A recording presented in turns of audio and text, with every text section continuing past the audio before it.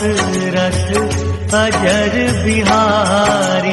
राम सिया राम जय जय राम। राम सिया राम जय जय राम। से विदा लेकर सुमंत पहुँचे। उन्होंने देखा कि पूरे अयोध्या में शोक और उदासी व्याप्त थी। उन्हें आते हुए देखकर अयोध्यावासियों ने दौड़कर रथ को चारों ओर से घेर लिया और प्रश्नों की बौछार करना आरंभ कर दिया। राम, लक्ष्मण, सीता कहाँ हैं? तुम उन्हें कहाँ छोड़ आए? अपने साथ वापस क्यों नहीं लाए? चाहकर भी सुमंत उन्हें धैर्य नहीं बंधा पा रहे थे। उनका कंठ अवरुद्ध हो गया था। उनके नेत्रों से अश्रुधारा प्रवाहित होने लगी। प्रयास करके स्वयं को नियंत्रित किया और लड़खड़ाती वाणी में कहा। गंगा पार के बाद वे पैदल ही आगे चले गए और उन्होंने आदेशपूर्वक रथ को लौटा दिया। सुमंत के मनमेधी वचन सुनकर नगरवासी बिलक बिलक कर विलाप करने लगे। देखते देखते सारा बाजार और सभी दुकानें बंद हो गईं।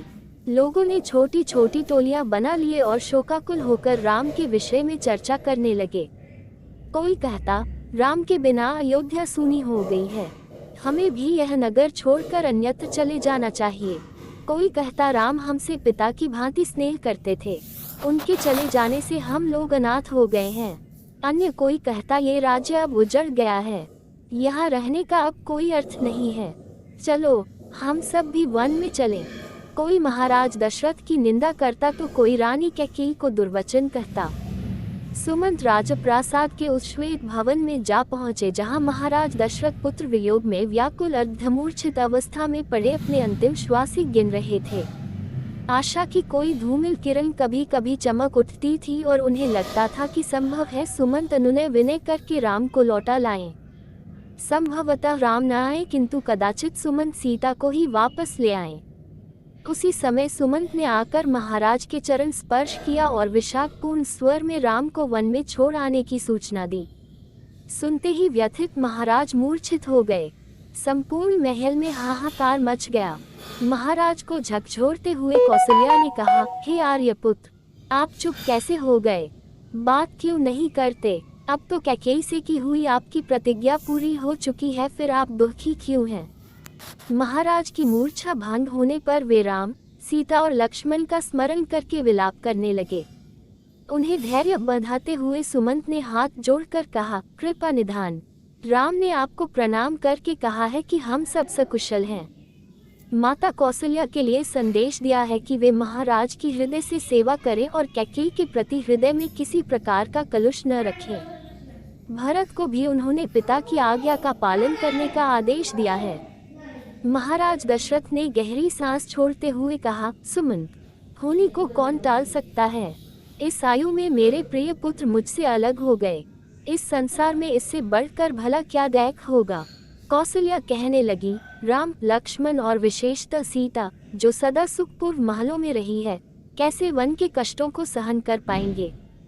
राजन, आपने ही उन्हें वनवास दिया है, आप जैसा निर्दयी और कोई नहीं होगा। ये सब आपने केवल कैकेयी और भरत के सुख के लिए किया है। कौशल्या के इन कठोर वचनों को सुनकर महाराज का हृदय विदीर्ण हो गया। नेत्रों में अश्रु भरकर वे बोले, कौशल्य, तुम तो मुझे इस तरह मत धिक्कारो, मैं तुम्हारे हाथ जोड़ता हूँ। दशरथ के इन दीन वचनों को सुनकर कौशल्या का हृदय पानी पानी हो गया और वे रोने लगी। फिर दोनों हाथ जोड़कर वे बोली, हे आर्यपुत्र, दैत्य ने मेरी बुद्धि को हर लिया था, मुझे क्षमा करें। राम को यहाँ से गए आज 5 रात्रियां व्यतीत हो चुकी हैं, किंतु मुझे ये 5 रात्रियां 5 वर्षों जैसी प्रतीत हुई हैं। इसीलिए मैं अपना विवेक खो बैठी और ऐसा अनर्गल प्रलाप करने लगी। कौशल्या के वचन सुनकर राजा दशरथ ने कहा, कौशल्य, जो कुछ भी हुआ है वह सब मेरे ही कर्मों का फल है। सुनो, मैं तुम्हें बताता हूँ।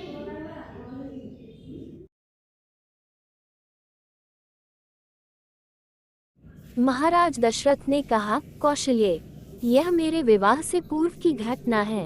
एक दिन संध्या के समय अकस्मात मैं धनुष बाण ले रथ पर सवार हो शिकार के लिए निकल पड़ा। जब मैं सरयू के तट के साथ साथ रथ में जा रहा था तो मुझे ऐसा शब्द सुनाई पड़ा मानो वन्य हाथी गरज रहा हो। उस हाथी को मारने के लिए मैंने तीक्ष्ण शब्द भेदी बाण छोड़ दिया। बाण के लक्ष्य पर लगते ही किसी जल में गिरते हुए मनुष्य के मुख से ये शब्द निकले, आह, मैं मरा। मुझ निरपराध को किसने मारा? हे पिता, हे माता, अब मेरी मृत्यु के पश्चात तुम लोगों की भी मृत्यु जल के बिना प्यासे ही तड़प तड़प कर हो जाएगी। न जाने किस पापी ने बाण मार कर मेरी और मेरे माता पिता की हत्या कर डाली। इससे मुझे ज्ञात हुआ कि हाथी की गरज सुनना मेरा भ्रम था, वास्तव में वह शब्द जल में डूबते हुए घड़े का था। उन वचनों को सुनकर मेरे हाथ कांपने लगे और मेरे हाथों से धनुष भूमि पर गिर पड़ा। दौड़ता हुआ मैं वहां पर पहुंचा जहां पर वह मनुष्य था। मैंने देखा कि एक वनवासी युवक रक्तरंजित पड़ा है और पास ही एक औंधा घड़ा जल में पड़ा है। मुझे देखकर क्रुद्ध स्वर में वह बोला, राजन, मेरा क्या अपराध था जिसके लिए आपने मेरा वध करके मुझे दंड दिया है? क्या यही मेरा अपराध यही है कि मैं अपने प्यासे वृद्ध माता पिता के लिए जल लेने आया था? यदि आपके हृदय में किंचित मात्र भी दया है तो मेरे प्यासे माता पिता को जल पिला दो जो निकट ही मेरी प्रतीक्षा कर रहे हैं। किंतु पहले इस बाण को मेरे कलेजे से निकालो जिसकी पीड़ा से मैं तड़प रहा हूँ। यद्यपि मैं वनवासी हूँ किंतु फिर भी ब्राह्मण नहीं हूँ। मेरे पिता वैश्य और मेरी माता शूद्र है, इसलिए मेरी मृत्यु से तुम्हें ब्रह्महत्या का पाप नहीं लगेगा। मेरे द्वारा उसके हृदय से बाण खींचते ही उसने प्राण त्याग दिए। अपने इस कृत्य से मेरा हृदय पश्चाताप से भर उठा। घड़े में जल भरकर मैं उसके माता पिता के पास पहुंचा। मैंने देखा वे दोनों अत्यंत दुर्बल और नेत्रहीन थे। उनकी दशा देखकर मेरा हृदय और भी विदीर्ण हो गया। मेरी आहट पाते ही वे बोले, बेटा श्रवण, इतनी देर कहाँ लगाए? पहले अपनी माता को पानी पिला दो क्योंकि वह प्यास से अत्यंत व्याकुल हो रही है। श्रवण के पिता के वचनों को सुनकर मैंने डरते डरते कहा, हे मुने, मैं अयोध्या का राजा दशरथ हूँ। मैंने अंधकार के कारण हाथी के भ्रम में तुम्हारे निरपराध पुत्र की हत्या कर दी है। अज्ञानवश किए गए अपने इस अपराध से मैं अत्यंत व्यथित हूँ। आप मुझे दंड दीजिए। पुत्र की मृत्यु का समाचार सुनकर दोनों विलाप करते हुए कहने लगे, मन तो करता है कि मैं अभिशाप देकर तुम्हें भस्म कर दूं और तुम्हारे सिर के 7 टुकड़े कर दूं, किंतु तुमने स्वयं आकर अपना अपराध स्वीकार किया है, अतः मैं ऐसा नहीं करूंगा। अब तुम हमें हमारे श्रवण के पास ले चलो। श्रवण के पास पहुंचने पर वे उसके मृत शरीर को हाथ से टटोलते हुए हृदय विदारक विलाप करने लगे। अपने पुत्र को उन्होंने जलांजलि दिया और उसके पश्चात वे मुझसे बोले, हे राजन, जिस प्रकार पुत्र वियोग में हमारी मृत्यु हो रही है, उसी प्रकार तुम्हारी मृत्यु भी पुत्र वियोग में घोर कष्ट उठाकर होगी। शाप देने के पश्चात उन्होंने अपने पुत्र की चिता बनाई और पुत्र के साथ वे दोनों स्वयं भी चिता में बैठ जलकर भस्म हो गए। कौशल्य, मेरे उस पाप कर्म का दंड आज मुझे प्राप्त हो रहा है।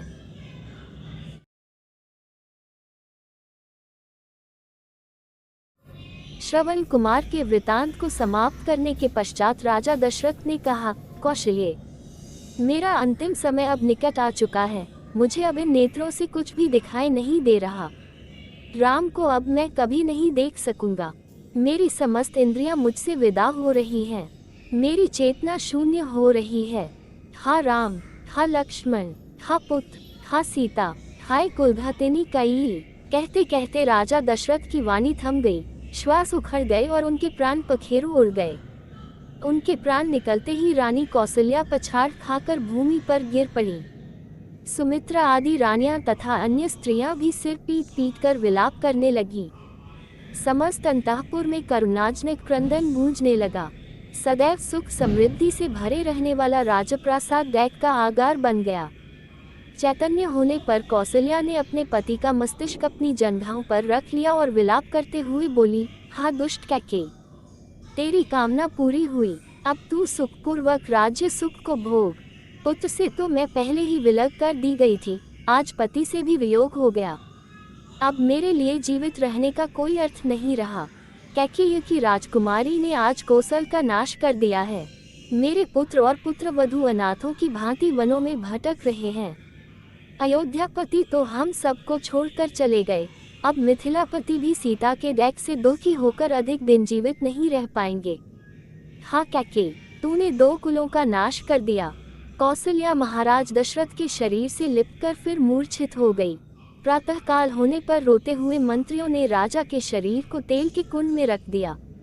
राम के वियोग से पूर्व में ही पीड़ित अयोध्या वासियों को महाराज की मृत्यु के समाचार ने और भी दुखी बना दिया।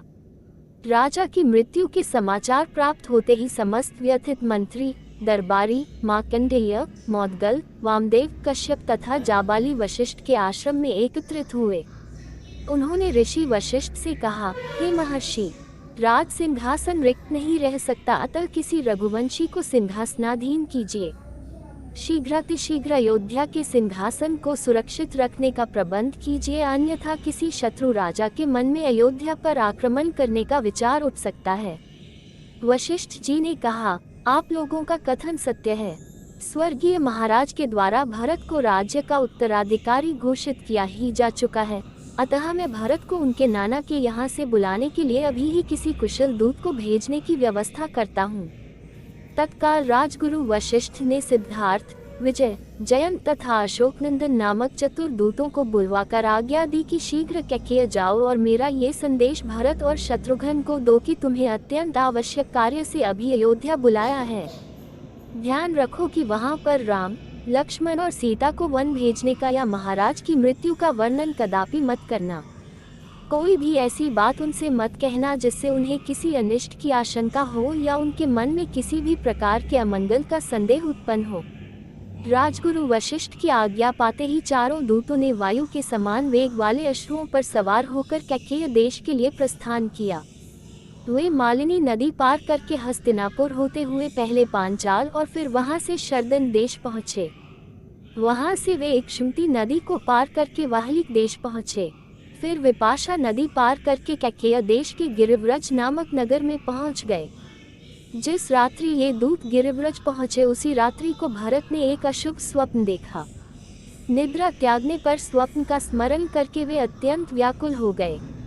अपने उस स्वप्न के विषय में एक मित्र को बताते हुए उन्होंने कहा, हे सखा, रात्रि में मैंने एक भयानक स्वप्न देखा है। स्वप्न में पिताजी के सिर के बाल खुले थे। वे पर्वत से गिरते हुए गोबर से लथपथ थे और अंजलि से बार बार तेल पी कर हंस रहे थे। मैंने उन्हें तिल और चावल खाते तथा शरीर पर तेल मलते देखा। इसके बाद मैंने देखा कि सारा समुद्र सूख गया है, चंद्रमा टूटकर पृथ्वी पर गिर पड़ा है, पिताजी के प्रिय हाथी के दांत टूट गए हैं, पर्वतमालाएं परस्पर टकराकर चूर चूर हो गई हैं और उससे निकलते हुए धुएं से पृथ्वी और आकाश काले हो गए हैं। मैंने देखा कि राजा गधों के रथ में सवार होकर दक्षिण दिशा की ओर चले गए। ऐसा प्रतीत होता है कि यह स्वप्न किसी अमंगल की पूर्व सूचना है। मेरा मन अत्यंत व्याकुल हो रहा है। भरत ने स्वप्न का वर्णन समाप्त किया ही था कि अयोध्या के चारों दूतों ने वहां प्रवेश कर उन्हें प्रणाम किया और गुरु वशिष्ठ का संदेश दिया, हे राजकुमार, गुरु वशिष्ठ ने अयोध्या की कुशलता का समाचार दिया है तथा आपसे तत्काल अयोध्या चलने का आग्रह किया है। कार्य अत्यावश्यक है, अतः आप तत्काल अयोध्या चलें।